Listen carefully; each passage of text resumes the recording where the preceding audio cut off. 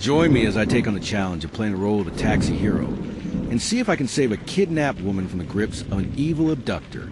It was supposed to be an ordinary night for Malik, just another ship behind the wheel, grinding through the neon-lit streets to provide for his children, a man worn down by long hours, unpaid bills, and the invisible weight that every black man in the city carried. But little did he know fate had chosen him for something far bigger than himself. Something that would test his courage, his instincts, and his faith. Something that would remind the world that sometimes the most overlooked people are the ones who rise when it matters most. Malik had driven thousands of strangers before, tourists fumbling with cash, tired workers coming home from night shifts, reckless partiers too drunk to walk. But when the back door opened that night, what stepped into his cab was different. It was fear itself, hidden in human form. A woman stumbled in, her hands trembling, her lips pressed tight, like a prisoner terrified to speak. She avoided Malik's eyes, staring at the floor like a child scolded into silence. But the truth spilled out her body. Every movement screamed for help. Every twitch begged for someone to notice. And then came the man. He climbed in right behind her, shoving her roughly into the corner of the back seat, his arm lingering on her shoulder, not with love, not with care, but with a grip that was far too strong, far too controlling. His eyes locked onto Malik in the mirror, a stare heavy with intimidation, the kind of glare that dared anyone to question him. Malik's stomach tightened. Something was wrong. He had seen abusive drunks before, he had seen jealous boyfriends, but this wasn't the same. This was something darker. Still, he stayed silent, because in his world, asking the wrong question at the wrong time could put food at risk for his children, or worse, put his life in danger. He pulled away from the curb, the tires humming against the wet street, his mind battling his conscience. That's when he heard it, faint, barely audible, almost lost beneath the growl of the engine. 3 words that froze his heart. Please, help me. Malik's hands tightened on the steering wheel. His eyes darted to the rearview mirror. The man's jaw was clenched. His body leaned close to the woman, like he was keeping her trapped with invisible chains. The woman's lips barely moved, whispering the plea without looking up. Malik's chest pounded. He knew what this was. This wasn't a couple. This wasn't love. This was a kidnapping, and he was the only witness, the only chance this woman had of making it out alive. But what was he supposed to do? He was just a cab driver, just a man trying to make ends meet. If he confronted the man, he could end up shot. If he called the police and they came late, it could be too late. And even worse, Malik knew how the system looked at him. If things went wrong, he could be painted as the criminal, not the hero. Still, that whisper clung to him like fire, burning every doubt away. He couldn't ignore her. He wouldn't. Malik began to think fast. He remembered his father's words, a lesson drilled into him since childhood. Son, the world will always underestimate you, but never underestimate yourself. He had to be smart. He had to be careful. He had to save her, without letting the man know. So Malik adjusted the rearview mirror just slightly, giving the woman a small sign that he had heard her.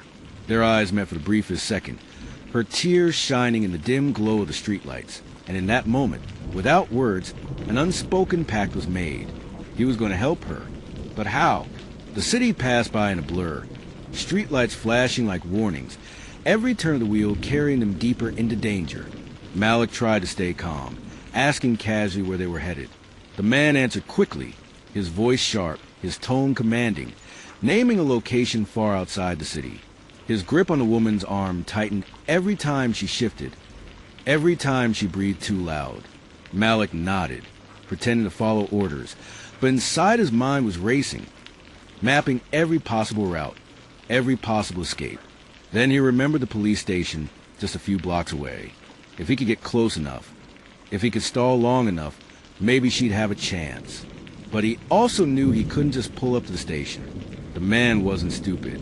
He'd realize, and then all bets were off. Malik decided to play the long game. He made small talk, pretending to be just another driver following instructions. The man seemed tense, paranoid, like he was hiding more than just a woman. Malik noticed his jacket bulging at the side. A weapon? That confirmed it. This wasn't just a jealous boyfriend. This was a predator, a criminal, maybe worse. His palms grew slick with sweat as he gripped the wheel. One wrong move, and both of them could end up dead. But the woman's quiet eyes in the mirror kept him steady. He drove toward the police station, but instead of pulling up, he slowed at a red light just a block away. He leaned slightly forward, pressing a small hidden switch under his dashboard, a panic button installed years ago after a robbery, one that silently alerted dispatch that he was in danger. Then he prayed. The seconds dragged like hours. The man grew impatient, snapping at him to hurry. Malik apologized, pretending to fumble with the GPS. His heart raced with every passing second, wondering if the signal had gone through, wondering if the police were on their way, wondering if he would live to see the end of this ride. And then it happened just as they turned a corner.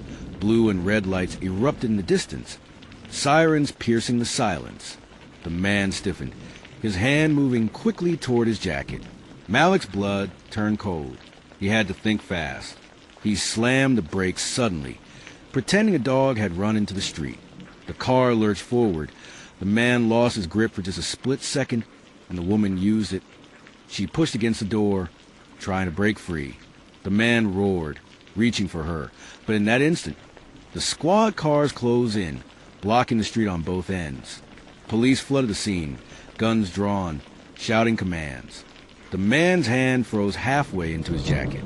The woman bolted out of the cab, running straight into the arms of an officer. Malik sat frozen, heart pounding, as chaos erupted around him. The kidnapper was dragged out, pinned to the pavement, handcuffed within seconds. The woman sobbed uncontrollably, clutching her rescuer, her nightmare finally breaking. Malik's chest swelled with relief, but before he could even breathe, he saw it. The way the officers looked at him, the way their eyes narrowed, suspicion dripping like poison. One of them shouted for him to get out of the car, their tone sharp, aggressive. Malik froze. He realized the truth. Yes, he had saved her. Yes, he had risked everything. But in their eyes, he was still a black man at the scene of a crime, and suddenly the night wasn't over. It was just beginning. He stepped out slowly, hands raised, praying they would see him as the hero he had been, not the villain they wanted to imagine. The woman cried out, pointing at him, trying to explain he had saved her life. But the officers seemed divided, their distrust clashing with her desperate gratitude. Malik's fate now hung in the balance, justice trembling on a knife's edge. And just when he thought he was safe, just when he thought the nightmare had ended, a voice from the crowd whispered a name Malik recognized, a name tied to the kidnapper, a name that carried power far beyond the street corner. And in that moment, Malik realized he hadn't just stumbled into saving a stranger. He had stepped into a war much bigger than himself. The man arrested wasn't acting alone. He was part of something larger, something dangerous, something that wasn't done with Malik yet. And as the flashing lights painted his face red and blue, Malik's heart sank with the chilling certainty that his life had just been marked forever. This was only the beginning. They thought it was over. The police had taken the abductor away.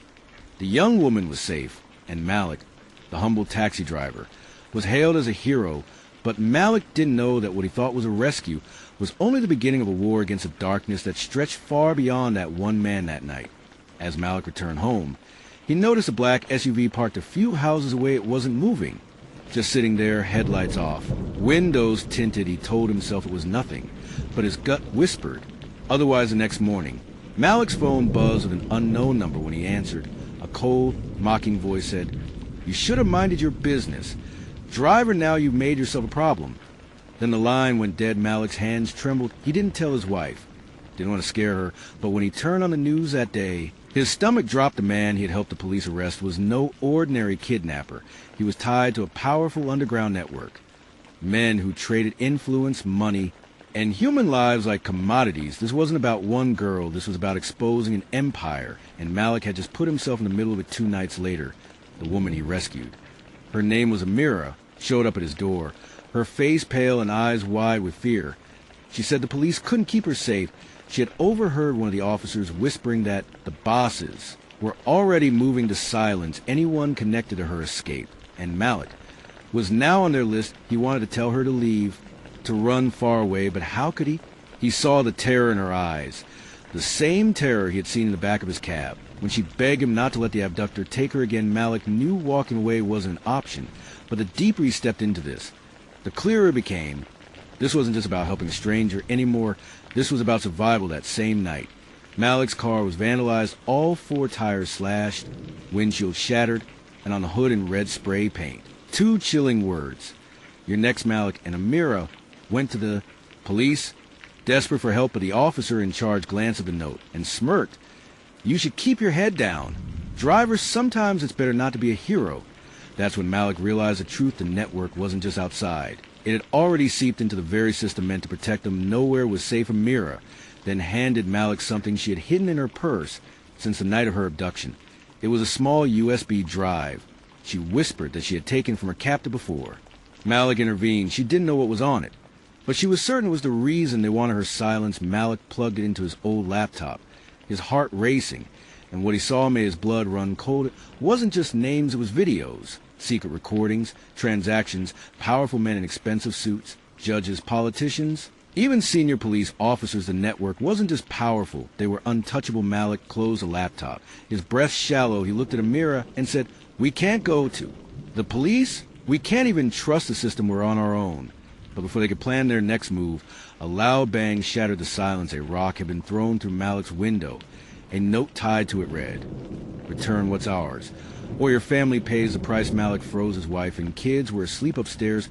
He had never felt fear like this before. It wasn't just about him anymore. It wasn't just about Amira. If he made one wrong move, his family could pay with their lives. And then Amira whispered something that chilled him even further. "Malik, I know who's behind all of this, and if I'm right, we're not just fighting criminals, we're fighting the kind of people who run this city." Malik clenched his fists, torn between protecting his family and doing the right thing. But one thing was certain.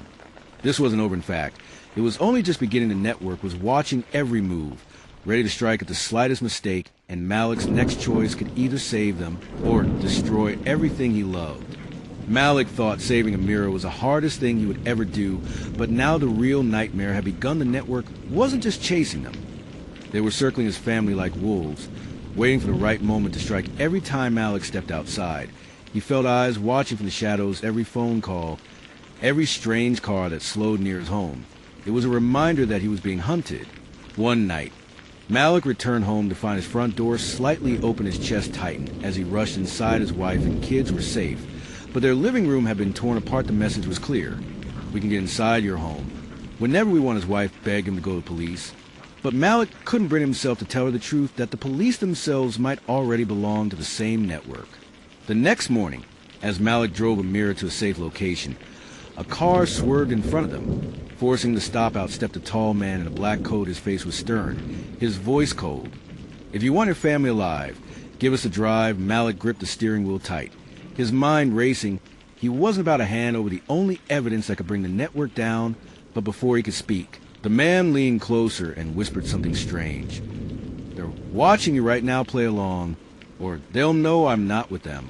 Malik froze. This man wasn't just a threat. He was someone inside the network, pretending to serve them. But why would he risk helping Malik? That night, the man contacted Malik again. This time alone. He revealed his name was Idris. He had worked for the network for years, doing their dirty work. But something had changed. He wanted out, and Malik, the taxi driver who stumbled into their world, had become his only chance. "If you keep that drive safe," Idris said, "I'll help you survive, but you have to trust me even when it looks like I'm against you." Malik didn't know whether to believe him. Was this man truly a traitor to the network, or just setting a trap to lure him in? But when Idris slipped him an envelope filled with photos of powerful men in secret meetings, the same ones on the USB, Malik realized this man wasn't lying. Still, Idris warned him. They're planning something bigger. They don't just want Amira back, they want to erase every trace of what she knows, including you and your family.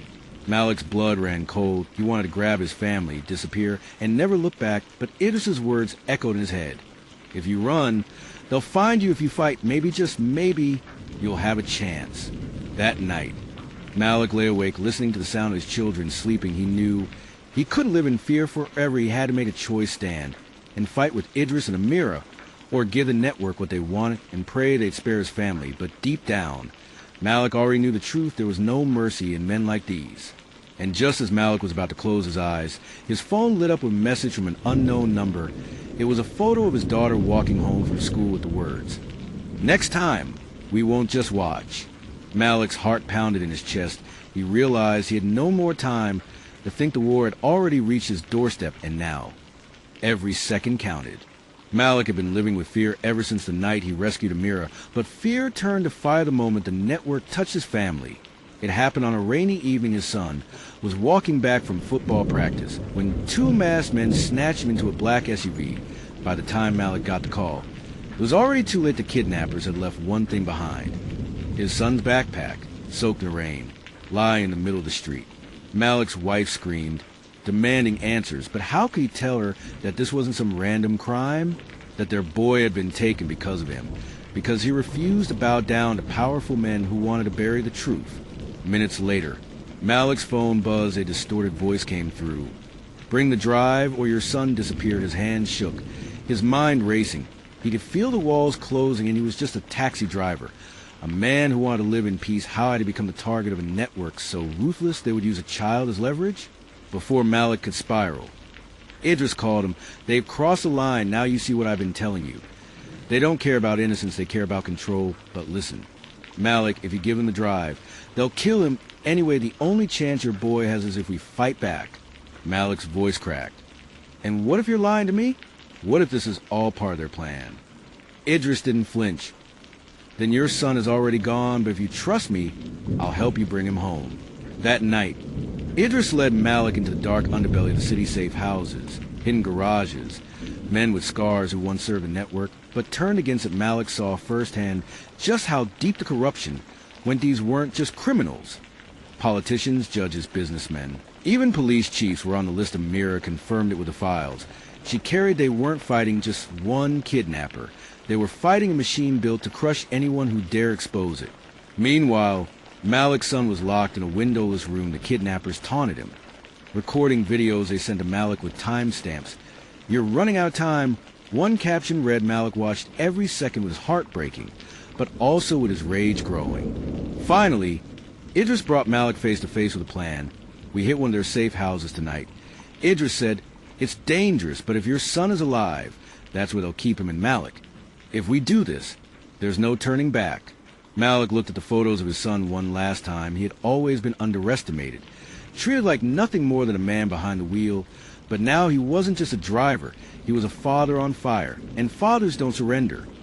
Not when their children are in the hands of evil. He turned to Idris and Amira and said the words that sealed his fate. "Show me where they are." And as Malik loaded into the back of a van with weapons he'd never thought he'd touch, his mind burned with one thought: if the network wants war, then war is what they'll get. The night was heavy with silence as Malik and Idris crouched in shadows in an abandoned warehouse on the outskirts of the city. Inside was a safe house, a place where the network broke men and buried secrets. Malik's heart hammered against his ribs. Every breath he took carried the weight of his son's life. He whispered a prayer under his breath, not knowing if this night would end in salvation or destruction. Idris handed him a pistol.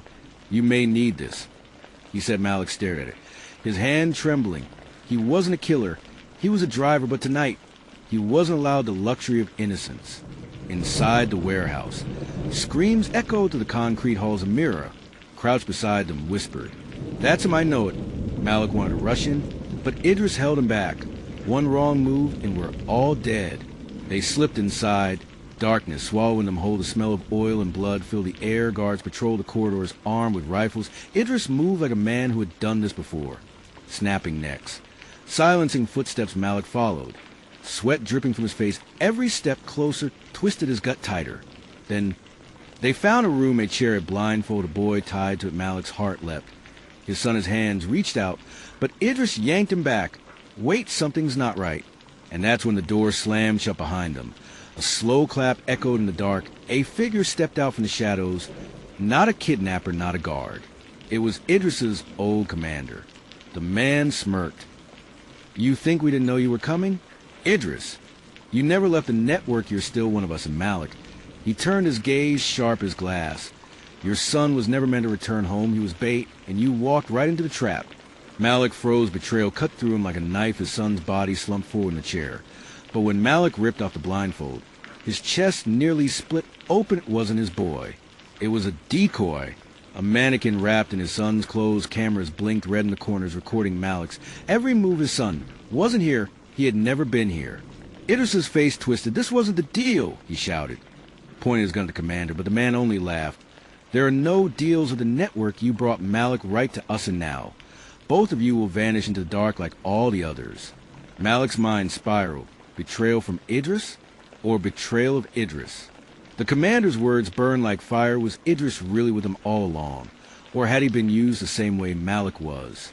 Before answers could come, gunfire ripped through the warehouse. Malik dove for cover. Bullets sparked against steel beams. The whole building shook with chaos. Malik wasn't sure if he could trust Idris anymore, but he knew one thing.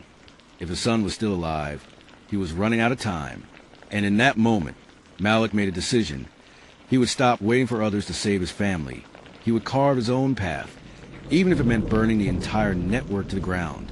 The warehouse still reeked of gunpowder and smoke when Malik crawled out from under the rubble. His lungs burned. His ears rang. But his spirit refused to break. Idris staggered beside him, bleeding from his shoulder. Their eyes met. Trust shattered, suspicion heavy. "Why didn't you tell me?" Malik growled. Idris spat blood. "Because if I had told you the truth, you never would have come." The word stung. But Malik didn't have time for arguments. His son was still out there, and every second wasted meant the network was tightening its grip. Malik's mind flashed back to the fake body in the chair, the camera lights blinking red. They weren't just mocking him. They were sending a message, a challenge, a cruel game. He clenched his fists and whispered through his teeth, "I'm going to burn them alive for this." For the first time, Idris looked shaken. "You don't understand. Malik, they don't fear death, they fear exposure. And that's why your son is still alive. He's leverage." Malik's eyes narrowed. "Then where is he?" Idris hesitated. He looked at the ground, as if the words themselves carried a death sentence. "They keep high-value hostages in the Black Chamber, a hidden facility in the hills guarded like a fortress. No one who's gone there has ever come back." Malik's chest tightened, but in that very moment, something inside him broke and rebuilt stronger. His fear turned into rage, his hesitation into resolve. He grabbed Idris by the collar. "Then that's where I'm going if I have to walk through fire itself. I'll drag my son out with my bare hands." Idris shook his head. "You can't just walk and you'll be killed." But Malik's face hardened, his eyes darkened into something Idris had never seen before, a man who had lost everything and had nothing left to lose. He ripped the pistol from Idris's belt and checked the clip. "I don't care if it kills me, they will know a father's wrath." That night, Malik didn't run, he didn't hide. Instead, he marched into the city underworld to do the unthinkable. He sought out the very enemies the network had betrayed: rival gangs, outcasts, and broken soldiers. And for the first time, Malik wasn't just a taxi driver anymore. He was a storm gathering strength, a father sharpening his vengeance. By dawn, whispers spread across the city. The man whose son was taken had sworn a vow, one that would set the streets on fire. And somewhere in a dark, locked cell, Malik's son whispered his father's name. A flicker of hope sparked his chest. But even he didn't know, the desperate gamble his father was about to take would shake the network to its core. Because Malik wasn't just coming for his son anymore, he was coming for all of them. The night was silent but heavy, like the world itself was holding its breath. Malik crouched in the shadows, staring up at the hills above him. Hidden behind barbed wire and stone was a place they called the Black Chamber. Every whisper Idris had spoken replayed in his mind. No one who entered ever came out. It was where the network kept its darkest secrets, its most dangerous prisoners, its final leverage. And somewhere inside, his son. Malik's heart thudded like a war drum. Sweat trickled down his brow, but his eyes never wavered. He had seen fear, he had swallowed it whole, and now all that remained was resolve. He adjusted the stolen vest, checked the pistol, and tightened the knife against his leg. Behind him, Idris limped forward, bandaged, but determined. Malik didn't trust him. Not fully, but he needed him. Idris had the map, the codes, and knowledge that came only from once being part of the machine. Malik swore to himself, if Idris betrayed him again, it would be his last move. The two men crawled through the dirt, reaching the first wall. Guards with rifles patrolled above. Floodlights cut across the ground. Malik pressed himself flat against the earth, breath held tight when the beam passed. He rolled forward and slipped into the shadows of a drainage pipe. Idris followed, his breathing ragged but steady. The pipe stank of rust and filth rats scattered at their intrusion. Malik's hand never left his weapon. Every sound felt like it echoed 1,000 times. Every second stretched into an eternity. When they emerged, they found themselves beneath a steel grate above them. Boots stomped, voices barked orders. In clipped tones, Malik froze. Waiting the voices moved on, he shoved the grate aside and slipped through with Idris behind him. Now they were inside. The black chamber was no prison. It was something darker. Cold gray walls stretched in every direction. Cameras blinked red from the ceiling. Men in black uniforms moved with mechanical precision. And the silence, an unnatural, suffocating silence, only broken by the metallic hum of machinery. Idris whispered, "This way." His voice was low. Cautious Malik's instinct screamed not to trust him, but he followed because there was no other path. They passed cells. Faces staring through the glass, some broken, some defiant. All silenced, the air smelled of chemicals, blood, and despair. Malik clenched his fist tighter with every step until they reached a reinforced door. Idris tapped the code, the lock hissed, and the door swung open. The room beyond was not what Malik expected. It wasn't a prison cell. It was a boardroom, sleek black table, polished chairs, a screen on the wall displaying maps and numbers. At the head of the table, photographs of powerful men in suits, judges, politicians, businessmen, men who smiled on TV, men who gave speeches about justice and order. Malik's stomach dropped. These are the leaders? Idris nodded grimly. This is bigger. Then you think it's not just criminals running this place, it's the people meant to protect us. Malik's rage flared. His son wasn't just a hostage. He was a pawn in a game. So large it made the ground feel like it was falling away beneath him. Then a sound broke the moment, a voice calm, chilling. "I was wondering when you'd come." Malik spun around and there, stepping from the shadows, was it Judas, the very man who had betrayed Aisha before the journalist, who had played both sides, a smirk carved like a knife into his face. Bravery and foolishness looked the same in the dark. Judas said, his eyes glinted. "But tell me, Malik, did you really think you could walk in the black chamber and not be noticed?" Malik raised his gun without hesitation. "Where's my son?" Judas chuckled. "Alive for now, but how long he stays that way depends on you." Idris tensed. Malik's finger hovered over the trigger, but Judas's words were too precise, too confident. He wasn't bluffing. Malik could see it in his eyes. "What do you want?" Malik growled. "What we always want," Judas said, stepping closer. "Control, fear, submission. Your son is a message to every man who thinks he can rise against us. Kill me here, and his life ends in seconds. Spare me, and maybe you'll see him again." The rage in Malik's chest boiled into fire. He wanted to pull the trigger, wanted to silence that voice forever, but he thought of his son. Small hands clutching his arm, laughter echoing in the taxi. That memory chained him. Idris whispered harshly, "Don't, Malik, we need him." For a moment, Malik's world spun between vengeance and survival. His jaw clenched, his grip tightened, but then he lowered the gun. Judas smiled. Smart man. But what Judas didn't know, Malik had no intention of sparing him forever. He was just waiting for the right time. Judas turned, motioning them forward. "Follow me, I'll take you to him, but remember, inside this place, I'm the only shield you have. Without me, you won't make it past the next corridor." And so, against every instinct screaming inside him, Malik followed. They moved deeper into the chamber, past doors that led to interrogation rooms where screams were swallowed by soundproof walls, past labs where men in coats scribbled notes beside restrained captives, past halls lined with files upon files upon files. Every secret crime, every hidden sin, every person the network had touched. It was all documented here. Malik's eyes widened. This is their power. They keep the world chained by secrets. Idris whispered, "Now you understand destroying them isn't just about bullets, it's about truth." But before Malik could answer, they arrived at a heavy steel door. Judas typed the code, and it opened with a hiss. Inside was a cell, small, cold, and in the corner, chained to the wall, was his son.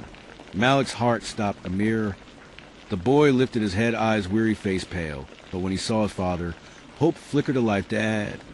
Malik dropped to his knees. Gripping the bars, tears stung his eyes, but his voice was strong. "I'm here, son, I'm here." But then Judas's voice sliced through the moment. Touching, truly. "But don't think this is over. Getting in was the easy part. Getting out, that's where the blood begins to flow." The door slammed shut behind him. Malik spun. Gun raised. Judas smirked again. And then alarms blared, red lights flashed, the walls shook with the sound of boots pounding toward them. Idris cursed. "They know we're here, we're trapped." Malik's grip on the gun tightened, his eyes burned with fury. He looked at his son, then at Judas, then at the oncoming storm of soldiers, and in that instant, Malik made a vow not just to escape, but to burn the black chamber to the ground. Because now, he had seen the truth now. He knew the faces behind the mask, and he would not leave without tearing their empire apart piece by piece. The soldiers' clothes and boots thundered like an army of demons, guns raised, voices shouting. Malik whispered through clenched teeth, "Come on then, come take me." The storm was about to break. The black chamber was silent for only a heartbeat, but that silence was more dangerous than noise, the kind of silence that makes your skin crawl. Because it means something is about to happen. Malik stood there, his chest rising with fury, his eyes fixed on Judas, who smirked like a man holding cards. No one else had Idris at Malik's side, tense like a coiled spring, his loyalty uncertain, but his hatred for the network still burning. Judas's voice sliced through the air, dripping with poison. "You really think you won, Malik? You're not even close." The chamber doors suddenly slammed open. Soldiers in black armor stormed, and rifles raised, shouts echoing against the marble walls. Malik grabbed Idris, shoving him behind a pillar. As bullets ripped through the air, the black chamber itself becoming a war zone, chaos exploding like a storm. Malik's mind raced. He knew if he fell here, his son was lost forever. But as he peered around the pillar, he saw Judas, calmly walking through the fire, smiling untouched. Soldiers giving him a wide berth. Malik realized in horror that Judas wasn't just a betrayer. Judas was the network's hidden weapon. And then Judas proved it. He raised his hand, and the soldiers stopped mid-fire, guns lowering like puppets cut from strings. A horrifying truth dawned. Judas wasn't just another player. He was their handler, their control, their leash. He turned to Malik, eyes glowing with the madness of a man who believed himself untouchable. "I built this chamber," he sneered. "I built the web." "You're crawling through." Idris shouted. "You liar. I've been here longer than you." Judas only laughed. "You were a pawn." "Idris, you were never more than bait." And the soldiers raised their guns again, but this time half of them turned not on Malik, but on Judas. The room erupted. Judas's smirk faltered. Malik's heart pounded. Judas hadn't expected dissent within his own ranks. Idris grabbed Malik's arm. "Run now, or we die." The chamber filled with gunfire, bodies, dropping shadows, streaking across the walls. Malik, dubbed behind a fallen table, dragging Idris within betrayal, was unraveling faster than even Judas could control. And Malik realized this chaos was his only chance to reach the upper chamber, where he believed his son was being held. Malik fought like a man possessed, his fists slamming, his stolen rifle cracking bones, his roar echoing above the screams. But every time he looked up, Judas was there, untouched eyes burning like fire. He saw Idris hesitate, caught between shooting Judas or helping Malik. Their alliance trembling on a knife's edge. Malik shouted, "Idris, we end this now." But before Idris could answer, Judas lifted a device from his pocket, a black switch, small, harmless looking, until he pressed it. And then the chamber shook the ground, trembled the walls, groaned metal gears, grinding like a monster. Awakening, the chamber itself was alive. Judas laughed thunderously. "Welcome to the black chamber's heart. You think this is a prison. You think this is a court. This is a weapon. And you just stepped inside it." Malik froze his mind, trying to make sense of the shaking ceiling. Idris's eyes went wide in horror. "They're going to bury us all." Malik, "No." Judas snapped, "I'm going to show you power." And suddenly a panel opened in the chamber wall, revealing a massive screen on it. Malik saw something that turned his blood to ice. His son, his little boy, strapped to a chair, blindfolded, a bomb wired to the armrest. Judas leaned close, savoring Malik's horror. "You came for him, and now you'll die with him." Malik roared, charging through the smoke and fire, bullets tearing past his arms. His rage carrying him like a storm. He tackled Judas, both men crashing to floor, fists flying, blood splattering the marble. Idris shot soldier after soldier, but he screamed, "Malik, we don't have time. That bomb is real." Judas laughed. Even as Malik's fist broke his lip, "You'll never reach him in time. The chamber belongs to me." Malik's hand closed around Judas's throat, squeezing. Rage and desperation blinding him. Idris shouted again, "We need him alive. He's the only one who knows how to disarm it." Malik's fist trembled, hovering inches from Judas's broken jaw. He wanted to end him here, to finish it. But his son's life was seconds away from being erased. Judas coughed, blood grinning, spitting in Malik's face. "Choose Malik, kill me, and lose your son, spare me.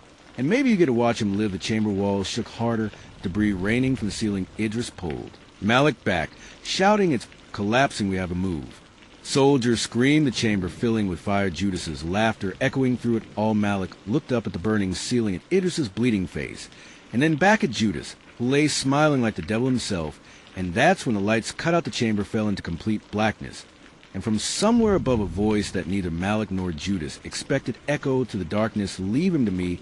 And the sound of boots on steel rang out. Someone else was here, someone powerful, someone who Could change everything. The chamber roared, the fight froze, and Malik realized with dread that his war had only just begun. The chamber was black, the kind of black that swallowed even fire, the air heavy with smoke gunpowder. And fear, Malik stood frozen, his fist still wet with Judas's blood, but the voice that had cut through the darkness still echoed in his bones. Lead him to me. Idris's gun clicked in the shadows, his breath ragged. Malik whispered, "Who's there?" The sound of boots grew louder, steady, deliberate, as though the chaos of the chamber meant nothing. A faint glow cracked open. In the dark, the red shine of an old lantern revealing a figure draped in black armor, but their face covered by a silver mask. Smooth, expressionless, Judas spat blood onto the floor and started laughing. Even now, even as the chamber crumbled, "You came back. I told him you wouldn't stay away." The masked figure tilted their head, voice calm. "But edged with venom, you've grown arrogant, Judas, arrogant."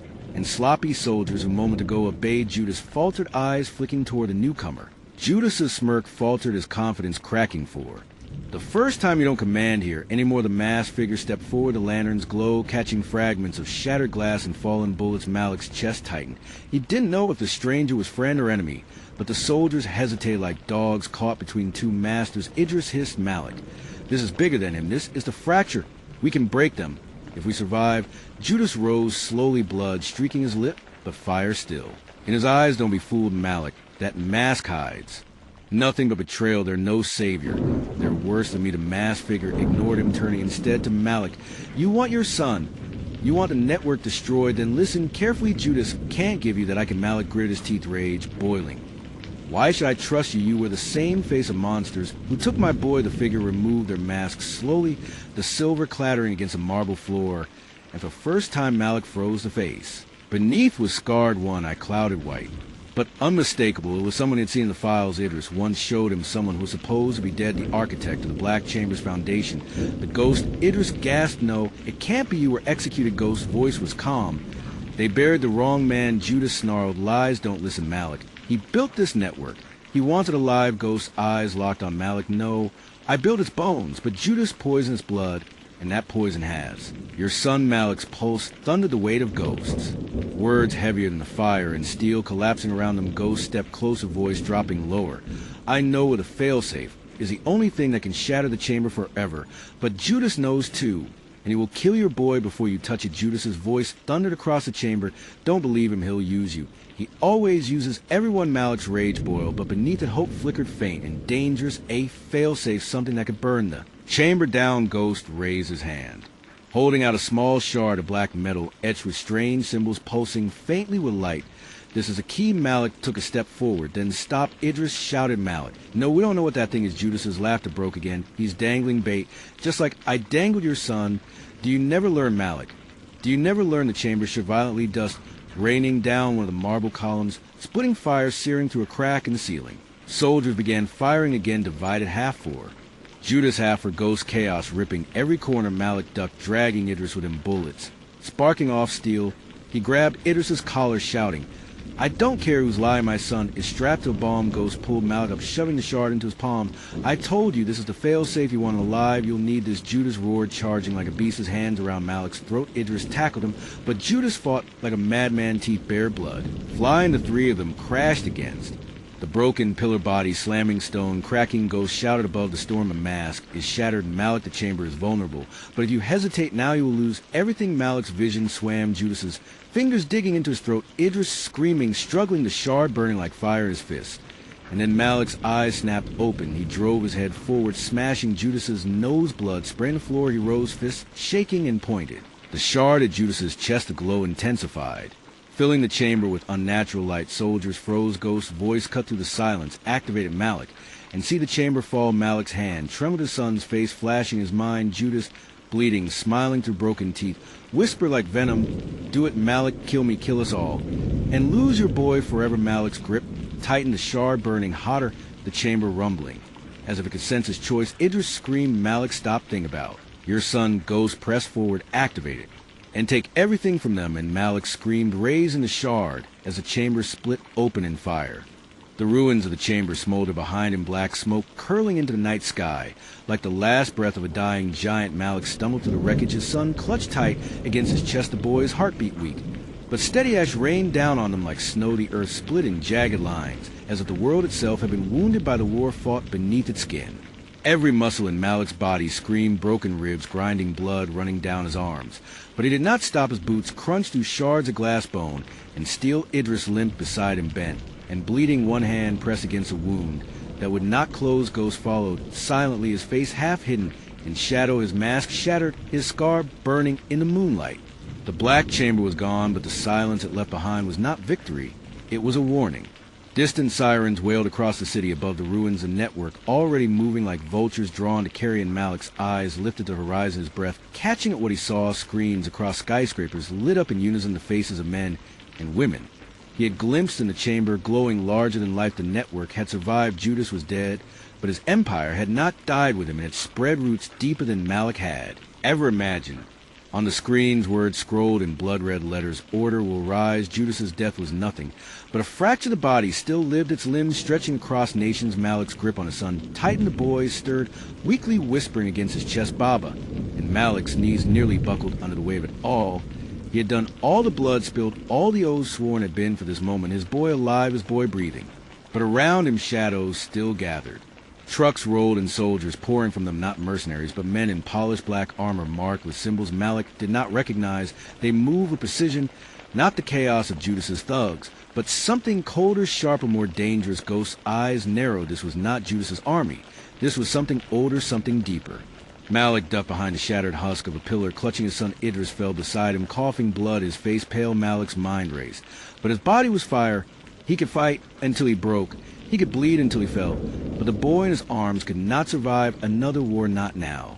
The soldiers advanced, rifles glowing with strange blue cores, their boots pounding like drums of war. Malik's breath slowed his heart. Steadying rage flared one last time. But then Ghost's hand gripped his shoulder firm, unshaking. Ghost leaned close, his voice a whisper, swallowed by the smoke.